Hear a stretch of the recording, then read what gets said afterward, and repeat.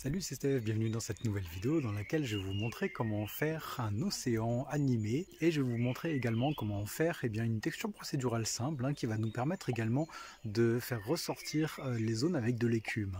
Allez, je vous montre tout ça. Alors pour commencer, on va configurer la scène. Il faut dans un premier temps vous assurer d'être sous le moteur de rendu Cycle et non Eevee.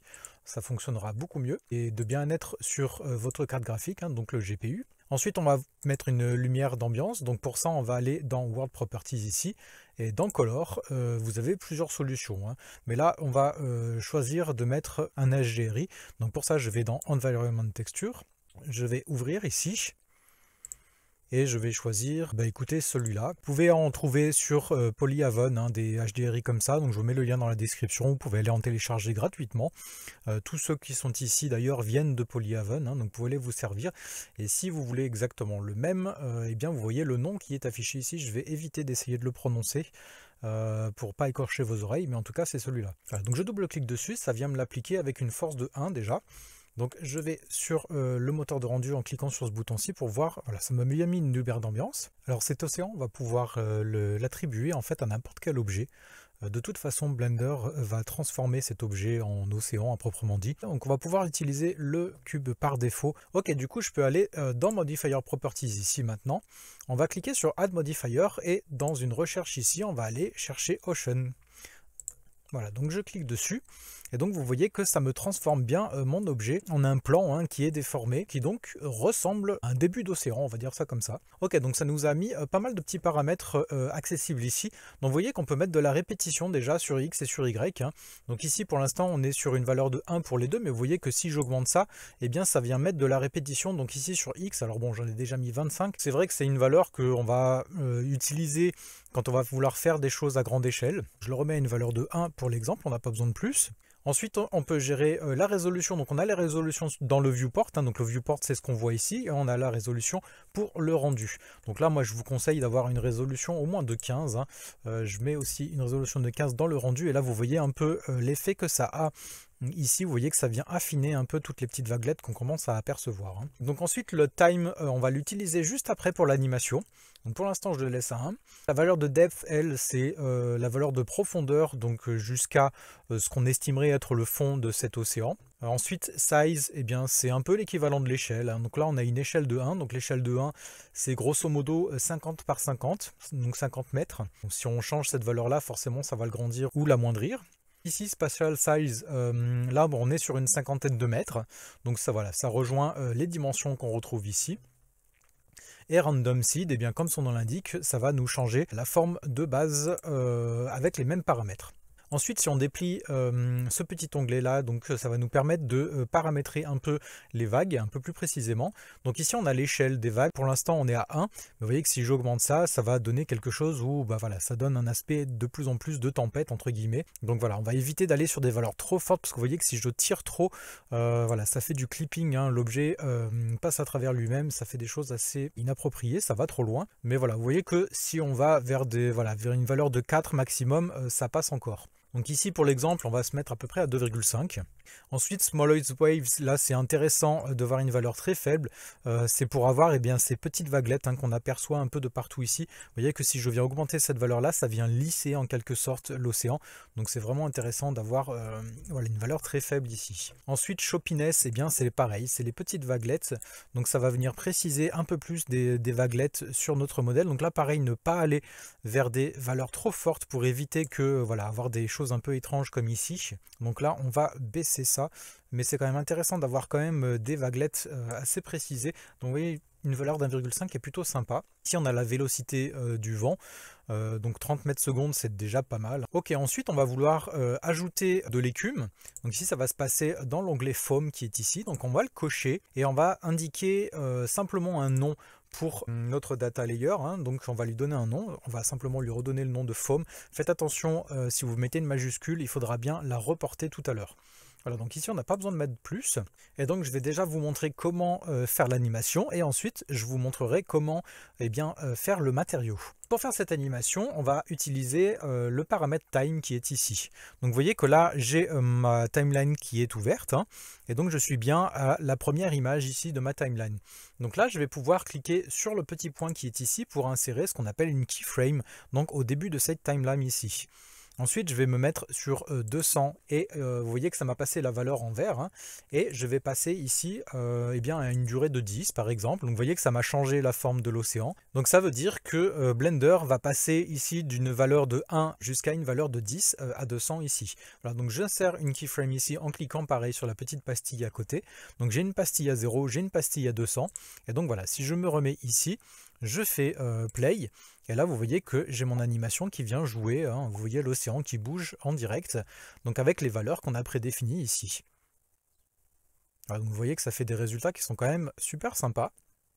Et en même temps, vous voyez, hein, si vous avez mis des valeurs trop fortes, ça va vous mettre du clipping à certains moments. Donc ça va être à vous de voir s'il y a les soucis qui se créent et de le gérer éventuellement.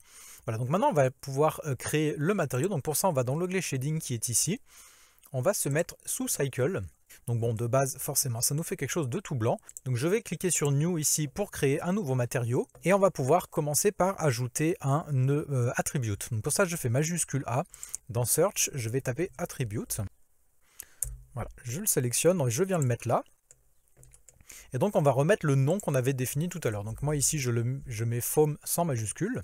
Et je vais aller chercher un nœud Color Ramp. Donc cette fois-ci, je fais majuscule A dans ma recherche, je tape Color Ramp. Je le mets juste à côté.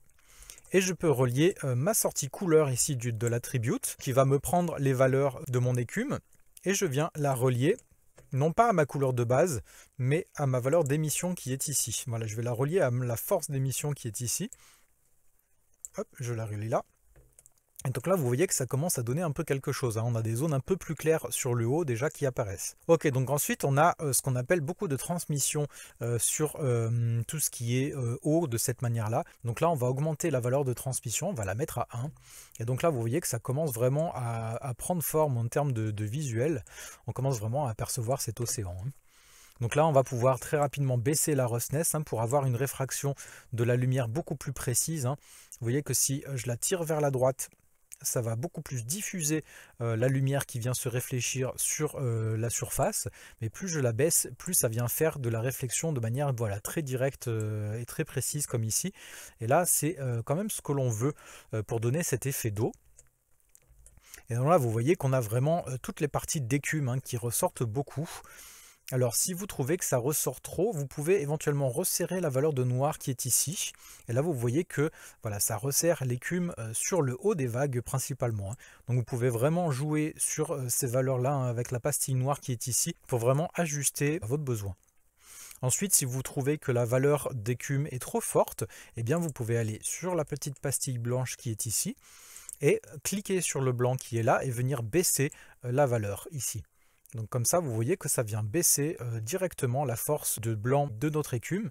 Et donc vous voyez que ça vient créer quelque chose d'un peu plus adouci. Ok, donc là on pourrait vouloir rajouter du détail. Parce que bon, ça commence à vraiment prendre forme. Mais quand on a un océan en face qui est un peu, qui est un peu mouvementé, on va avoir beaucoup plus de détails un peu de partout. Donc pour ça, on va pouvoir ajouter une texture de noise. Donc je fais majuscule A dans ma recherche. Je vais chercher un noise texture que je peux placer ici. On va rajouter un nœud texture coordinate juste devant. Hop, que je viens placer là. Et on va mettre l'objet pour coordonner notre texture. Voilà, donc je relie objet à vecteur. Et on va ajouter un nœud bump. Donc majuscule A, bump. Alors, je relie ma couleur à la hauteur ici, donc le bump va créer entre guillemets d'un effet de boss en fait supplémentaire qui va en gros simuler comme des petites vaguelettes supplémentaires sans pour autant toucher à la déformation de l'objet. Donc ça va créer un espèce d'effet d'optique entre guillemets. Donc voilà, je relie le bump à la normale ici et vous voyez que bon là l'effet pour l'instant est très fort, donc on va en baisser la force ici au lieu d'être à 1, on va se mettre à 0,2. Et là, vous voyez que ça vient créer un effet très intéressant supplémentaire. Hein. Donc on va pouvoir éventuellement baisser un peu l'échelle de notre bump. Ici, on est à 5, je vais me mettre en 2. Et là, voilà, vous voyez, ça devient vraiment très intéressant. Vous voyez que la différence, si je décoche mon bump, vous voyez un peu comment ça rend, hein, ça rajoute vraiment de l'effet, et ce, de manière très réaliste. Voilà, et enfin, pour optimiser tout ça, ici on est en 3D, on va pouvoir passer en 2D. Pourquoi? Parce que la texture est projetée uniquement sur quelque chose de, voilà, qui à la base est un plan. Donc on n'a pas besoin d'avoir une texture projetée en 3D. Et en même temps, ça fait économiser quelques petites ressources pour votre ordinateur. Voilà, enfin, petite dernière chose à savoir, la base de notre objet est blanc, donc on va pouvoir éventuellement le mettre en bleu foncé. Hop, on va vraiment baisser ça, mettre une couleur de base assez foncée pour lui donner peut-être plus de profondeur, et vous voyez que là, voilà, ça devient vraiment très intéressant. Enfin, pour vous montrer la différence, vous pouvez encore augmenter éventuellement la résolution, donc je suis retourné dans Modifier Properties ici. Et vous voyez que là, pour l'instant, on est à 15, mais pour vous montrer la différence, si je passe par exemple à une résolution de 20, ça va rajouter encore énormément de détails. Mais voilà, vous voyez qu'on a pu pallier à ce truc-là en rajoutant notre bump.